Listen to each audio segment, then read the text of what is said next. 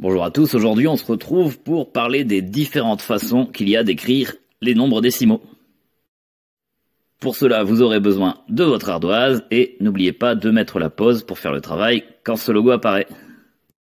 On commence avec un rappel rapide sur les nombres décimaux. Il y a donc deux parties. La partie qu'on dit entière et la partie décimale, les miettes, les centimes, qu'on a l'habitude de séparer avec une virgule, qui se trouvera donc toujours au même endroit. Si on prend l'exemple du nombre 54,2, je le place facilement dans mon tableau. Je sais que sa partie entière est de 54, sa partie décimale de dixième, donc 54,2 égale 54 plus 2 dixièmes. J'aurais aussi pu me demander combien ça fait de dixièmes en tout. Si je décide de tout mettre en dixièmes, je vois qu'il y a 542 dixièmes. J'aurais même pu aller plus loin, rajouter un zéro pour avoir des centièmes et voir que 54,2 c'est aussi la même chose que 5420 centièmes. On peut donc écrire un nombre décimal sous trois formes. Celle avec la virgule, celle sous la forme un entier plus une fraction, ou bien juste une fraction. On va maintenant voir si vous avez compris. Avec l'exemple du nombre 17,35, je vais vous demander de le mettre sous la forme d'un entier plus une fraction. Mettez la pause, vous pouvez faire le tableau si vous voulez.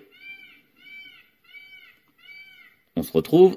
Si on met dans le tableau, on voit donc aisément que la partie entière est de 17 et la partie décimale de 35 centièmes. Attention, 35 centièmes et pas 35 dixièmes. Justement, maintenant, je vais vous demander de me dire combien tout cela fait en centièmes. On met la pause. Si on regarde tout depuis les centièmes, on voit que ça fait donc 17,35 égale 1735 centièmes, tout simplement. Deuxième exemple, même question avec 250,4.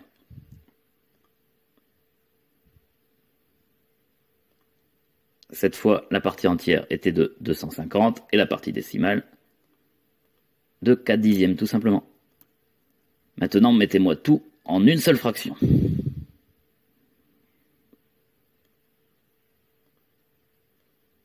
Et donc, tout simplement, 2504 dixièmes. Maintenant, on va faire l'exercice inverse, c'est-à-dire je vous donne la fraction 145 centièmes et je vais vous demander de me la mettre sous la forme d'un nombre décimal, c'est-à-dire d'un nombre virgule. À vous de jouer, n'hésitez pas à utiliser le tableau.